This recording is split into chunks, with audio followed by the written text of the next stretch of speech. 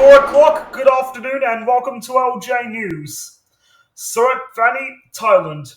Shane Warne flew to Koh Samui to do what hundreds of thousands of Australians have done before him.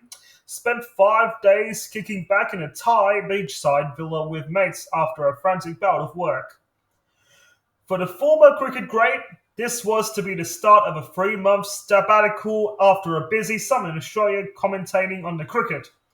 He was with a few of his low-profile but long-standing and loyal friends and had vowed to get back in shape. He had dieted frantically to achieve it. Neither he nor his friends could have known that the less than 1 day he spent at the blissful, secluded Samujana Villas on the northeast side of the holiday island would be his last. Members of Warne's crew had been there before. Gareth Edwards, one of several mates who were on the island with him and who runs with his website, had previously posted photographs of himself in a pool at the resort during a trip there in 2017. John Doppler, the hotel director, also knew Warne. Others in the tour party this time were Warne's business manager, Andrew Neophitou, and another close friend, Fred Witherow. Warne and co. had arrived directly from Singapore, landing at Samui Airport at 8:35 p.m. on Thursday, among the 65 passengers on board Bangkok Airways Flight 962. Until being relaxed further on Saturday, Thailand's pandemic-era travel rules still dictated that tourists from overseas underwent a PCR test upon arrival, so the first stop was at the airport nurse, who swabbed them before they took the 10-minute drive by private car to the resort. Settling in his surrounds at the exclusive property that night, Warne uploaded a picture to social media of a pool at the villa he and his friends were sharing. "Good night from Samujana Villas in Koh Samui," he wrote. The next morning on Friday, the travelling group were under the virus protocols, not permitted to leave their villa until confirmation of a negative test result, and Police Lieutenant Colonel Kachowin Nark Music, the lead officer investigating the death, said Warne had not ventured beyond the resort throughout the day. "He stayed in the hotel. He didn't leave the hotel," he said. Warne's friends told police he had gone for a swim in the pool, used a private gym, and ordered food via room service. Police could not confirm what he ordered. Warne also received a message and began watching Australia's test match against Pakistan in Islamabad on television.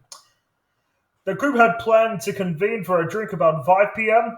However, when Mr. Neophitou knocked on the door of Warne's room, letting him know they were ready to go, he was met with silence. When he eventually burst in, he discovered Warne unconscious on his bed and began what would be about 20 minutes of CPR on the leg spin grate while the frantic friends and resort staff waited for an ambulance to race the resort. When paramedics did arrive, they found Warne unresponsive with no sign of pulse, police said, but continued trying to revive him at the villa, and after Warne's friends carried him down the steps to the ambulance van.